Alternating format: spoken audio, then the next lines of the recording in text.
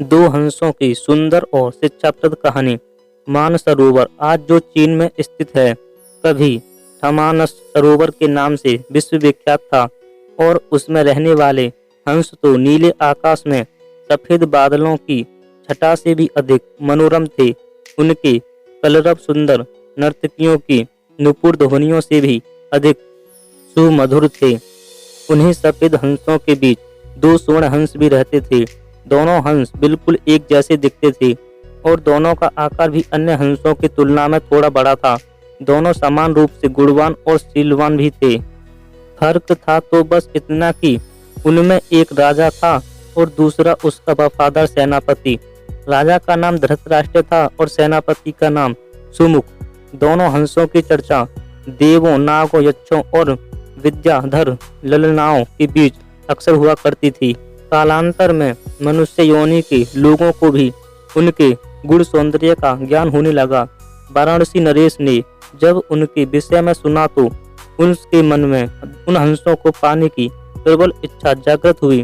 तत्काल उसने अपने राज्य में मानस सदृश एक मनोरम सरोवर का निर्माण करवाया, जिसमें हर प्रकार के आकर्षक जलीय पौधे और विभिन्न प्रकार के कमल जैसे पद्म, उत्तीवन, कुमुद, पुंडरीक, सौगंधिक, समरस और पहलर विकसित करवाए। मत्स्य और जलीय पक्षियों की सुंदर प्रजातियां भी वहां बसाई गईं। साथ ही राजा ने वहां बसने वाले सभी पक्षियों की पूर्ण सुरक्षा की भी घोषणा करवाई, जिससे दूर दूर से आने वाले पक्षी स्वच्छंद भाव से वहां विचरण करने लगे। एक बार वर्षा काल के बाद जब हेमंत ऋतु प्रारंभ हुआ और आसमान का रंग बिल्कुल नीला होने लगा, तब मानस के दो हंस वाराणसी के ऊपर से उड़ते हुए जा रहे थे। तभी उनकी दृष्टि राजा द्वारा निर्मित सरोवर पर पड़ी। सरोवर की सुंदरता और उसमें तैरते रमणीक पक्षियों की स्वच्छंदता उन्हें सहज ही आकर्षित कर गई। तत्काल वे नीचे उतर आए और महीनों तक वहां की सुरक्षा, सुंदरता और स्वच्छंदता का आनंद लेते रहे। अंततोगत्वा वर्षा ऋतु के प्रारंभ होने से पूर्व वे फिर मानस को प्रस्थान कर गए। मानस पहुंचकर उन्होंने अपने साथियों के बीच वाराणसी के कृत्रिम सरोवर की इतनी प्रशंसा की कि सारे के सारे हंस वर्षा के बाद वाराणसी जाने को तत्पर हो उठे। हंसों के राजा युधिष्ठिर और उसके सेनापति सुमुख ने अन्य हंसों की इस योजना को समुचित नहीं माना। युधिष्ठिर ने उनके प्रस्ताव का अनुमोदन न करते हुए यह कहा कि पक्षी और जानवरों की एक प्रवृत्ति होती है, वे अपनी संवेदनाओं को अपनी चीखों से प्रकट करते हैं, किंतु जंतु जो कहलाता है मानव बड़ी चतुराई से करता है। अपनी महिमाओं का प्रस्तुत जो होता है उनके भावों के ठीक विपरीत। फिर भी कुछ दिनों के बाद हंसराज को हंसों की जिद के आगे झुकना पड़ा और वह वर्षा ऋतु के बाद मानस के समस्त हंसों के साथ वाराणसी को प्रस्थान कर गया। जब मानस के हंसों का आगमन वाराणसी के सरोवर में हुआ और राजा को इसकी सूचना मिली तो उसने अपने एक निषाद को उन दो विशिष्ट हंसों को पकड़ने के लिए नियुक्त किया। एक दिन युधिष्ठिर जब सरोवर की तट पर स्वच्छंद भ्रमण कर रहा था, तभी उसके पैर निषाद द्वारा बिछाए गए जाल पर पड़े।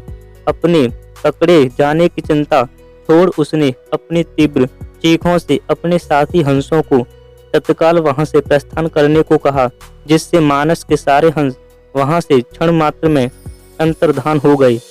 रह गया तो केवल उसका एक पात्र वफादार हम सकल सेनापति सुमुख।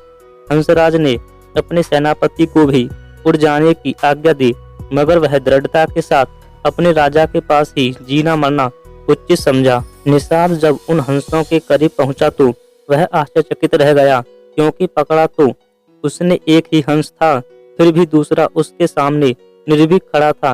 निषाद ने जब दूसरे हंस से इसका कारण पूछा तो वह और भी चकित हो गया, क्योंकि दूसरे हंस ने उसे यह बताया कि उसके जीवन से बढ़कर उसकी वफादारी और स्वामी भक्ति है।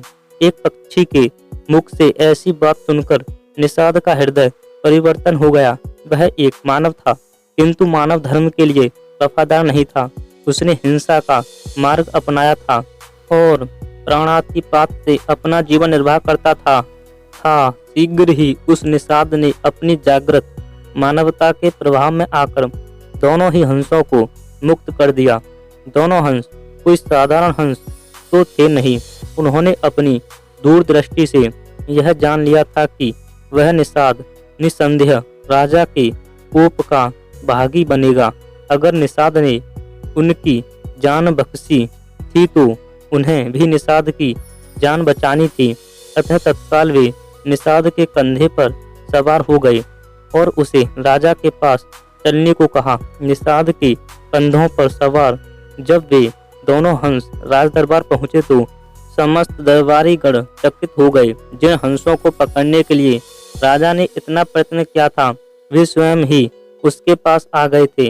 विस्मित राजा ने जब उनकी कहानी सुनी तो उसने तत्काल ही निषाद को राजदंड से मुक्त कर पुरस्कृत किया।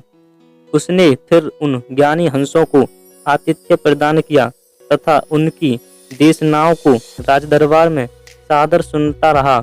इस प्रकार कुछ दिनों तक राजा का आतिथ्य स्वीकार कर दोनों ही हंस पुनः मानस को वापस लौट गए। दोस्तों, आपको यह कहानी अच्छी लगी हो तो इसे लाइक जरूर करें और इसी तरह की कहानियाँ सुनने के लिए हमारे चैनल को जरूर सब्सक्राइब कर लेना। धन्यवाद।